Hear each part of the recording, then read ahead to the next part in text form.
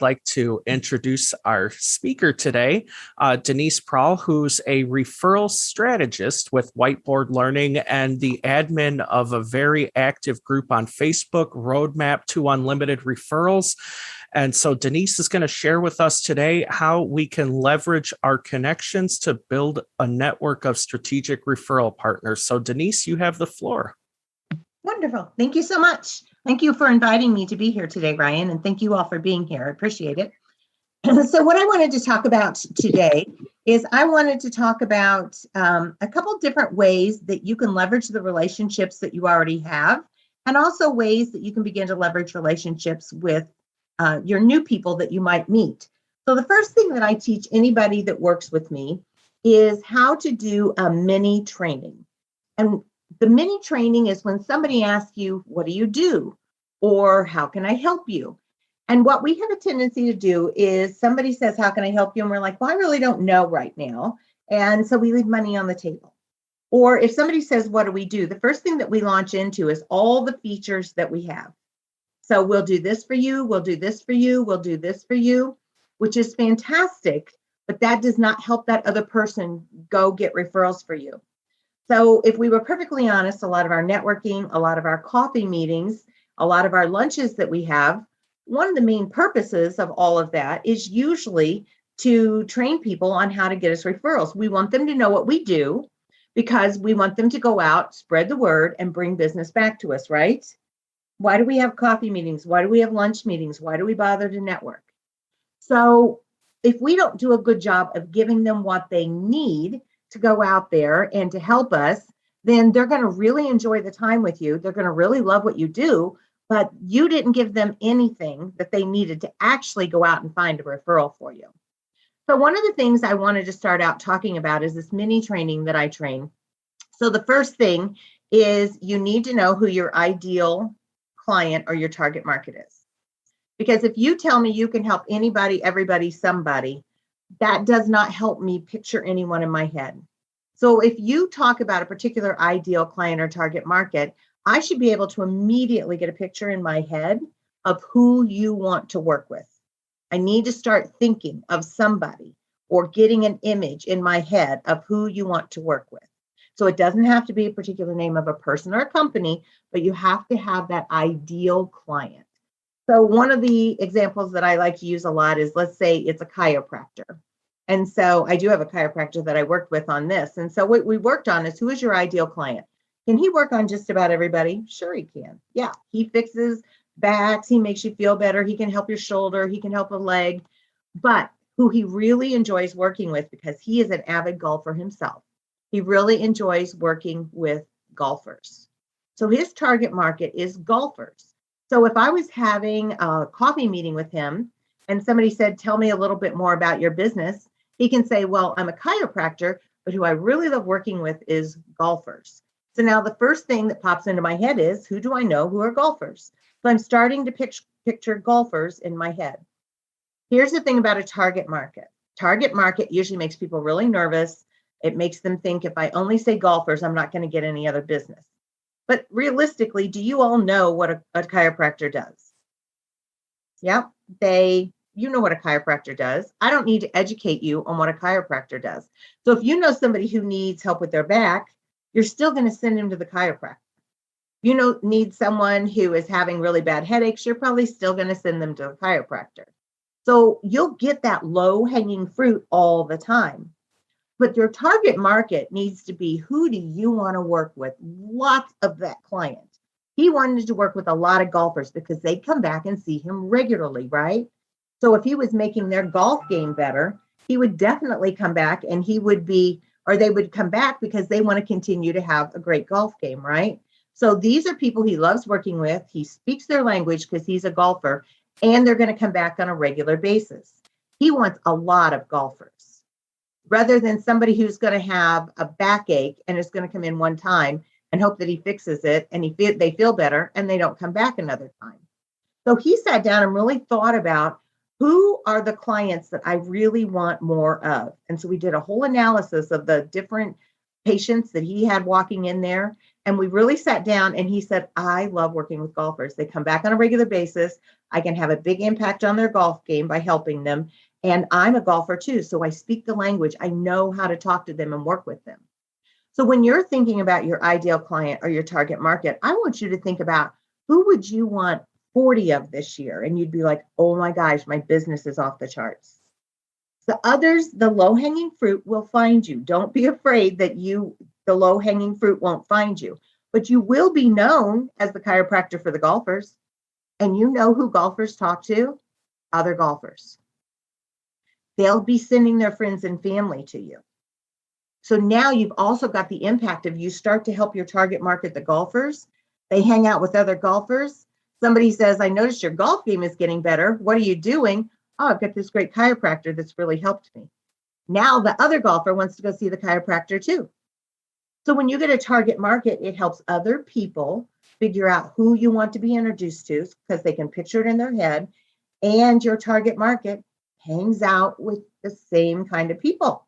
And so now your clientele is starting to grow because they're bringing you referrals also. So the first thing you really want to do is find your clear target market. And that's what you want to be sharing with people when they say, what do you do? That's the first thing. The second thing you want to share with them is how you help your target market. What is the benefit? What problem do you solve? What problem do you solve? Again, we sell by features. We definitely talk about features when people say, what do we do? But you need to save your features for your customers and clients. You don't need to share them with people that you are having coffee and lunch and networking with. They don't need to know that because they're probably not going to buy from you. But we think that's our selling point. That is not our selling point. Our selling point is how you're going to solve a problem for me. I have a problem. How are you going to solve it? Your features gives the step-by-step process of how you're going to solve it, but you save your features for the person you're selling to, not the person who's going to get you referrals. So what you want to think about is, what problem do you solve for that ideal client? Why do they need you? And almost all problems are emotional based. So know that they buy from emotion, whether they know it or not. Even your biggest CEO buys from emotion. It's like, is this going to help the company move forward? Is this going to make me look good as a CEO? Is this going to work for the board? Are they going to? So there's a lot of emotion to every purchase that is bought. But there's that upper level, this is what I need. And then there's the next level of, and this is how I feel about it. So say your air conditioning has gone out, and we've had some pretty darn hot days, haven't we? Last week was nice, but boy, other than that, it's been miserable with the heat and the humidity, and everybody's wanted air conditioning. So let's say your air conditioning goes out. So your initial problem is, my air conditioning's out. I need to get my air conditioning fixed. But here's that second level problem. I'm hot and I don't want to be hot. It doesn't make me feel good. Now, we all know you can survive without air conditioning because, well, I don't know about you guys, but I remember when we rolled the windows down when we drove the car, right? And we had the fans on at night, right? I lived in a lot of houses that didn't have air conditioning, and I drove and rode in a lot of cars that didn't have air conditioning. We're likely not going to die if we don't have air conditioning, right? There's exceptions, obviously, to that, but we're likely not going to die if we have air conditioning, right? So our initial problem is, my air conditioning's out. My second layer problem is I'm uncomfortable, and I don't want to be uncomfortable because we've gotten used to air conditioning, right? So the problem you solve is, I'll get your air conditioning back up and running, but then you want to go deeper with, so that you and your family can be more comfortable. So we go to the initial, fix the air conditioning problem. But really what they want is they want to be more comfortable. So let's go back to our chiropractor with our example of the golfer. So what problem does he solve for a golfer? Well, if you're a golfer, you want to cut down the number of swings that you take, right? You want less strokes on your golf game. So what if the chiropractor could help you improve your golf game by cutting down the number of golf strokes that you take, right? The number of swings. Well, that's emotional to a golfer. is very emotional to a golfer because they get really angry when their game isn't good, right? They get very frustrated when their game isn't good, right?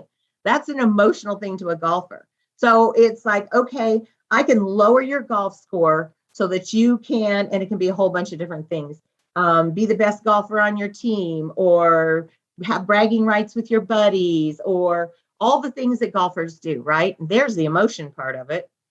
There's the emotion part of it.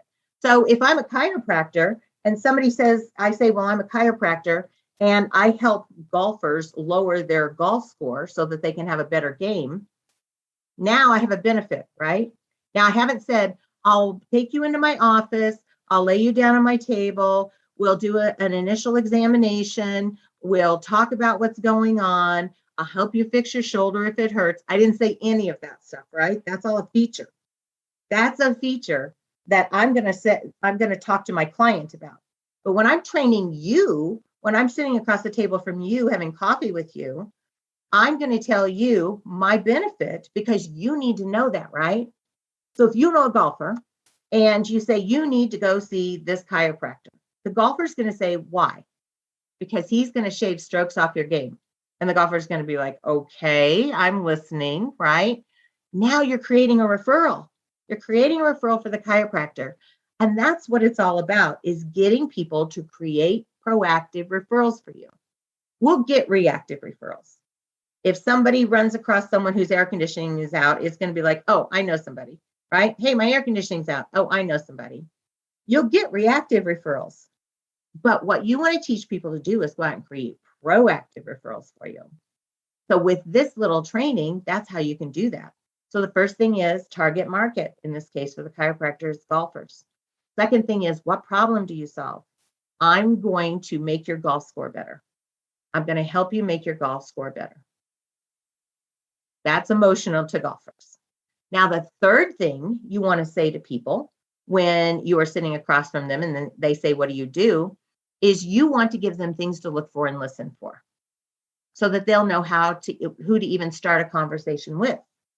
So it could be, so if you know a golfer that's complaining about his golf game this year, that could be a good referral for me. If you know a golfer who said that his game is not as good this year because his back hurts or his shoulder hurts, that could be a good referral for me. If you hear a golfer that says he hasn't gotten out on the course very much this year because he's really stiff and he hasn't been able to really physically do it, that's a good referral for me. So now I'm giving them things to listen for so they can start a conversation, right? And then the final thing is you just give them a couple questions to ask. So you find a golfer, you ask them how their game's going, right? So that's one of the questions you can ask. How's your game going?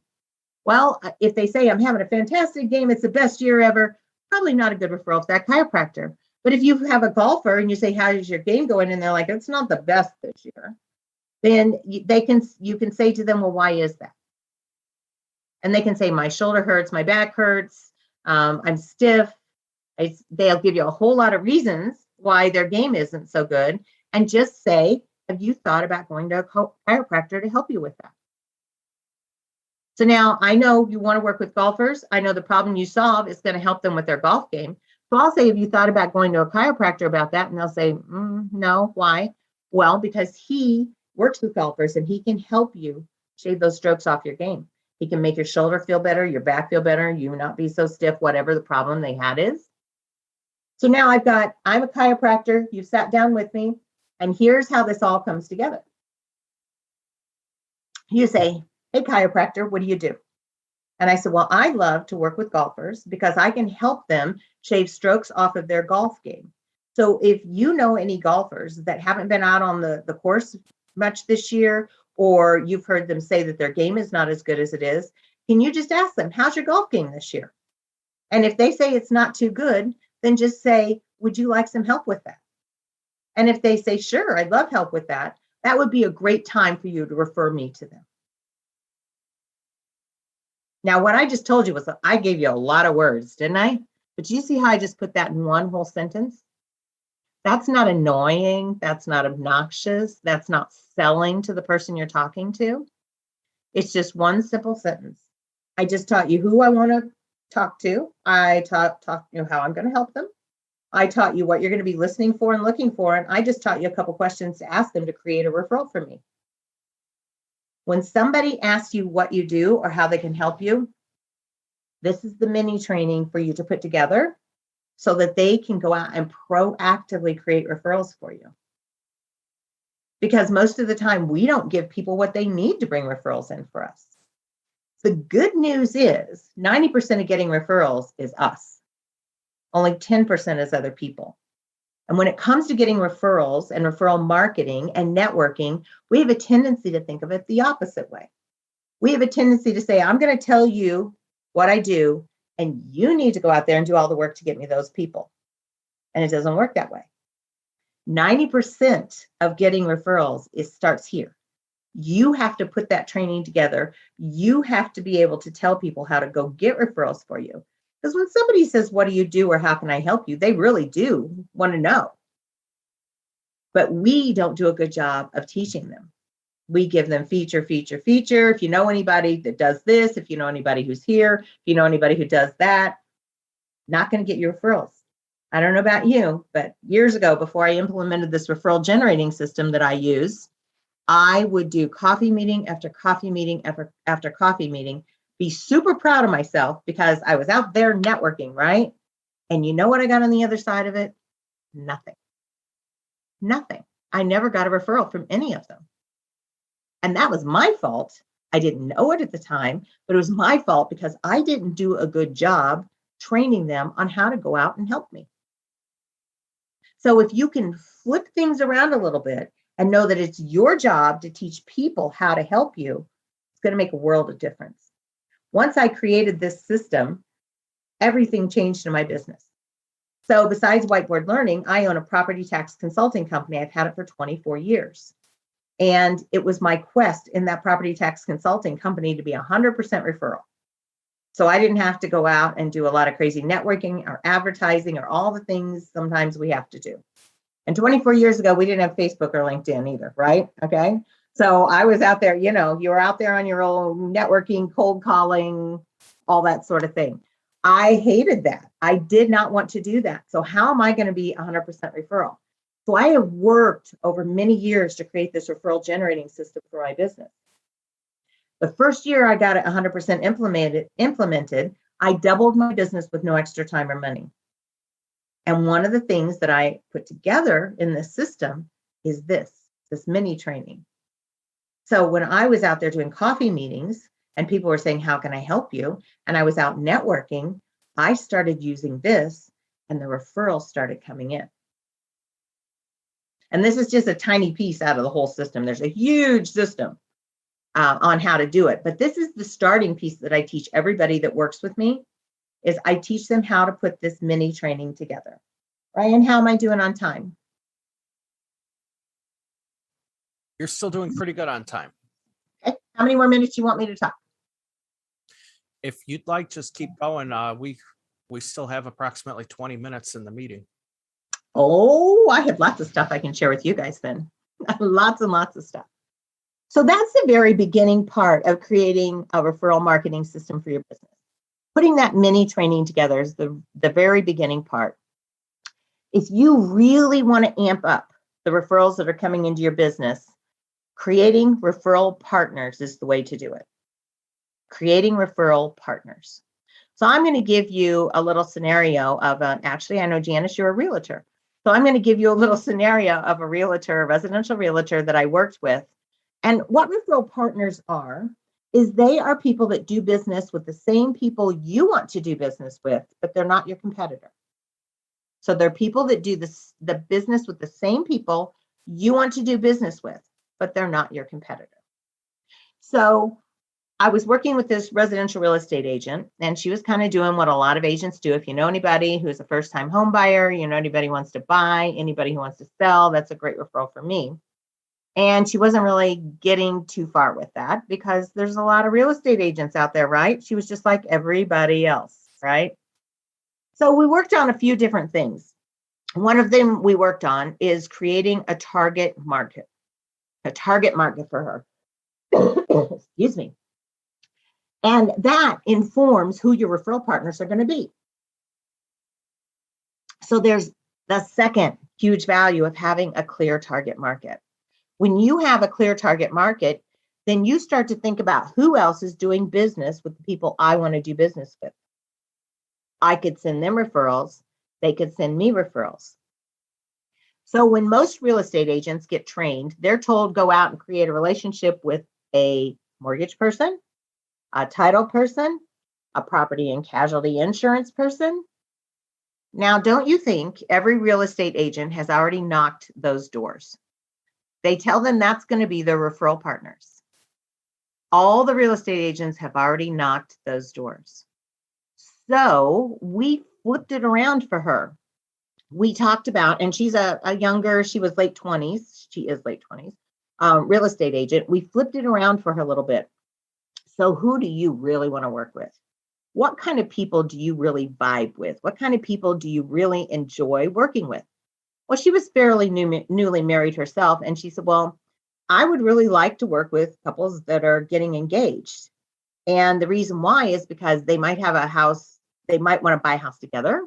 They might each have a house. They need to sell one, or maybe they're going to sell both. Or a lot of times, once they're getting engaged, they start thinking about their future. They stop living in apartments. They start buying houses, right? He said, and I'm newly married, so I get that. I get what is going on in everybody's world that way. So I said, why don't we make your target market couples that are engaged to be married in the next 12 months? And she's like, oh my gosh, that's so narrow. That's so narrow. And I'm like, you're a realtor. Everybody knows what you do. Does that mean you can't work with somebody? If I walked up to her and I said, hey, I'm an empty nester, I need to downsize my house, she would not say, sorry, I only work with couples that are engaged to be married in the next 12 months. Can't help you. No, she's not going to do that. She can help anybody she wants to. This is just marketing purposes, right? Just marketing purposes. So we made her target market engaged couples. They're going to be married in the next 12 months. So here's how that has helped her grow her business. Now she's thinking about, well, who are my referral partners? The people that do business with the same people she wants to do business with, but they're not her competitors. Well, it's a jeweler, it's a florist, it's a limo driver, it's a caterer, it's a wedding planner. Oh my gosh, so many potential referral partners. So many potential referral partners. So she went to a jeweler and asked them to be her referral partner and kind of explained what she was trying to do. And I said, well, how many realtors does he work with? And she said, none. Nobody's ever gone to the jeweler and said, would you work with me? And so now she's knocking on doors that the other real estate agents aren't knocking on. She's got fresh, new relationships. So this may sound pretty bizarre to you, right? It's like, okay, how's that even going to work? So let me give you an example of how she has built her business doing this. So when she's walking through her house with her engaged couple and she's showing them around to see if this might be a good fit for them, she asks them one question: how's the wedding planning going? And anybody who's ever planned a wedding, you know, there's always something. There's always something you're missing, or it's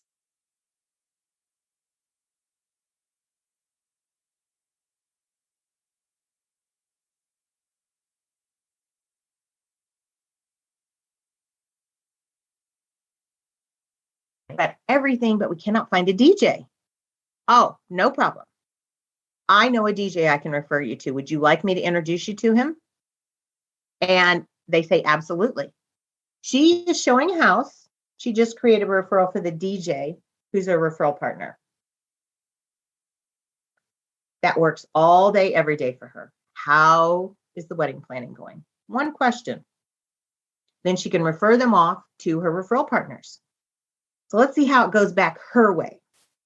So let's say the mom of the bride and the bride are sitting there at the florist and they're planning out their flowers for the wedding.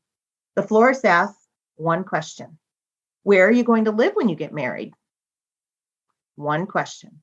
And they're going to tell her, right? She's built a rapport. Rapport was one of the things we talked about, right? Build a rapport with people. She's built a rapport because she's working with them on the flowers, asking them questions about the wedding. They're going to tell her. Well, he has a house and I live in an apartment, but I don't want to move into his house. So we got to sell his house and we're going to get one together. Well, who's working with you on that? Do you have a good real estate agent yet? No, we've been busy planning the wedding. We haven't gotten there yet. Well, let me introduce you to somebody. Her specialty is working with couples that are engaged to be married. So she gets all the stress that you're under right now, and she can help take a lot of that house hunting off your plate. Would you like an introduction? Now, the florist, of all people, a florist has created a referral for a real estate agent. So that's how you can next level your referral marketing. Pick your target market. Do not be afraid to pick your target market, and it might change. Maybe you pick it and it's like, that's not really who I wanted to work with. Okay, change it. Pick your target market and then start thinking about who else would do business with that target market. Who else could you build a back and forth relationship with that target market? And then that mini training that I just taught you, you want to blow that up. You want to blow it up. So you're like, here's who I want to work with. Here's the ways that I help them. Here's what's going on in their world. Here's the question you can ask them. And then you also want to start teaching them about all the past clients you've worked with. So here's my last 10 clients. Here's how I help them. This is going to give you an idea of who and how to introduce me. So you take your mini training and you're going to use that when you're doing a coffee meeting with someone you don't know very well. When you're networking, when somebody says, how can I help you? You're going to do your mini training. But then you're going to take the target market you've picked and you're going to sit down and you're going to think, who else does business with my target market? You're going to develop relationships with them. It's a back and forth. You give them referrals and they give you referrals. And then you're going to do a super training with them. And you guys are just going to start making money. So when I say that I doubled my business the first year that I put this whole system in place, and there's even more to the system than this, much more. When I say I doubled my business that first year, that's how I did it. Because, I could sit at my desk and keep making money and talking to my clients while I was creating referrals for other people. I wasn't out there networking 20 different places anymore. I wasn't doing 100 different coffee meetings. I was creating referrals for my referral partners while I was talking to my clients. They were creating referrals for me while they were talking to their clients. So I'm just sitting at my desk making money, and they're sending referrals to me. They're creating them. They're not waiting for somebody to knock on the door and say, hey, do you know somebody who needs property tax work? No, they created referrals for me, like I was creating referrals for them. Does this make sense to everyone? Does anybody have any questions about what I've been talking about?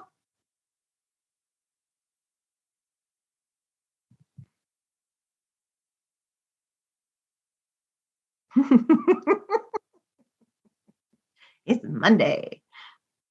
Did I overwhelm you? That was a lot of information. Well, let me talk about some different things that I have. As Ryan referred to, I have a private Facebook group called Roadmap to Unlimited Referrals. And I've got about 220 other business people in there. Ryan's in there. About 220 business people in there.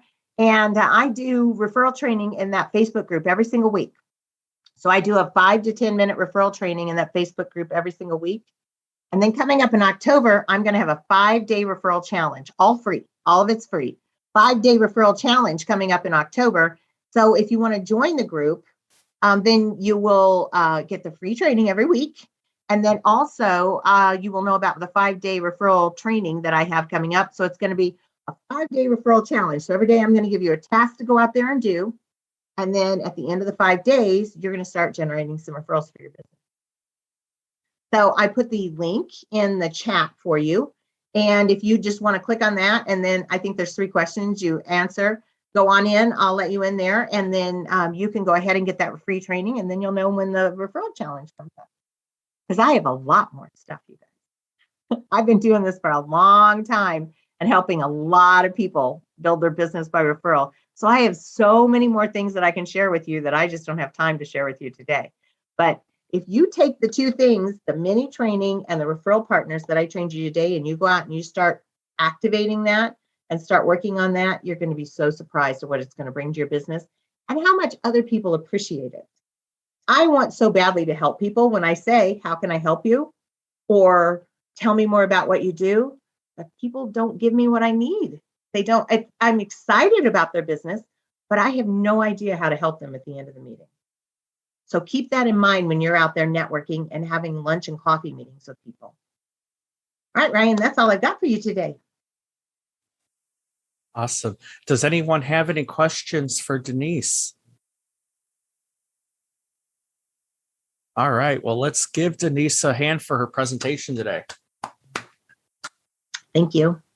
So now what we're going to do, since Denise has been able to teach us how to state our overall value proposition and how to generate referrals, I'd like to give everyone an opportunity to go around and in 60 seconds or less, let's revise those elevator pitches and talk about what we can do to kind of give everyone that idea of who we're looking for. So we'll start at random here. Bill, I see you're unmuted, so we'll start with you. Well, I didn't unmute for that reason, Ryan, or to do that. But yeah, basically, yes. And I will say Denise gave me some ideas in that. So it was a great presentation. One of the things that I'm going to be kind of trying to do is break into the younger, more youthful folks. I'm 73, so I've got to do. So what I'm looking for are folks that are in the age of 25 to 35 that are at this time in their life, they're already fed up with their job and they're looking for other alternatives.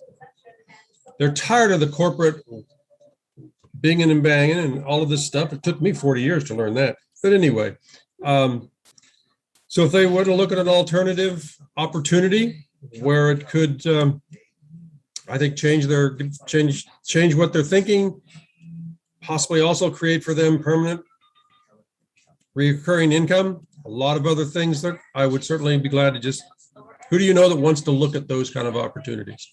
And so I'll kind of put it together and clean it up, but that's what I was thinking about while Denise was going through, the training. Awesome. Thank you, Bill. Eric, how about you?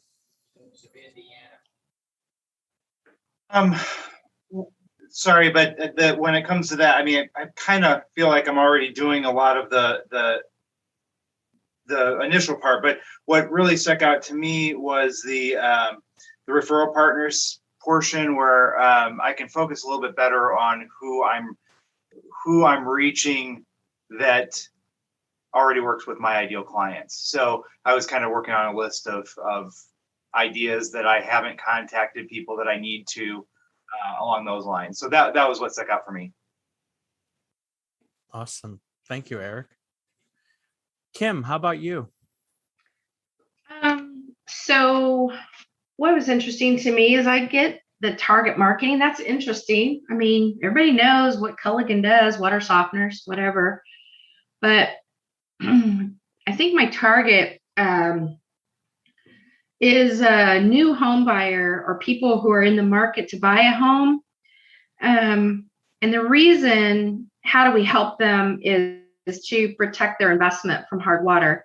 So things that we would look and listen for would be people who would say, we just bought this home and they had to replace the hot water heater because of the dang hard water. Or I just moved in and the showers and my baths, they're just so hard that my skin is so dry. Or we just moved in and we got to replace the dishwasher already because there's so many water spots all over the dishwasher, all over the dishes that are in the dishwasher. But in fact, it's not the dishwasher at all. It's the water. So thank you. Very good presentation. I appreciate it. If I could just speak to yours, maybe it's just preserve your new appliances. Yeah, exactly. I think it's to protect your investment. Your investment is your home, and it's mostly water-driven appliances, but it's also, your tubs, towels, and basins, because if they have years and years of hard water buildup, you're going to have to replace them because you can't get that off. So it's, investment. Awesome. Janice, how about you?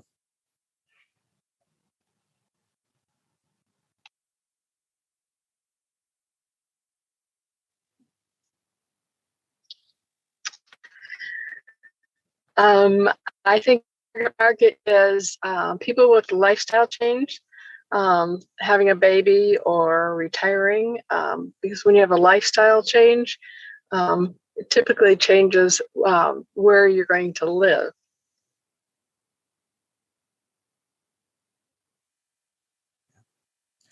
That's an excellent point.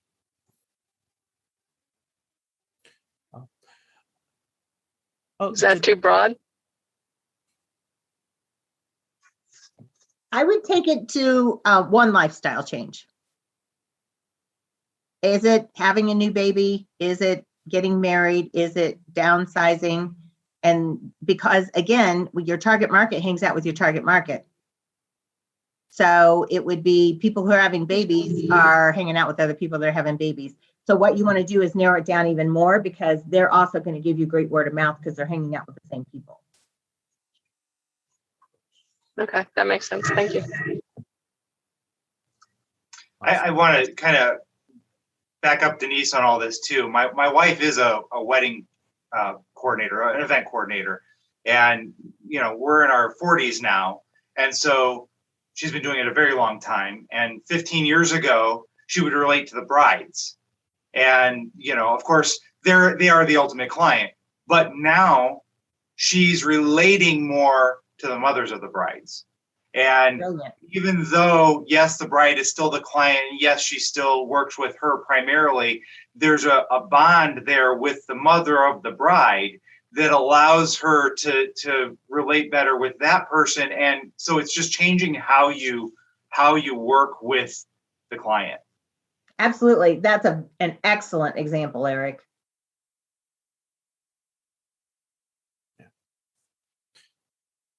Yeah, Denise, I'd like to compliment on your point of dialing in on that one just real niche that you work really well with. And so I think in adapting my future elevator pitches, I think it's going to work better to say, I'm looking to connect with people who are baby boomers primarily, and they're stepping out of their corporate career and they're not ready to retire yet. And a transition into another corporate position is just out of the question.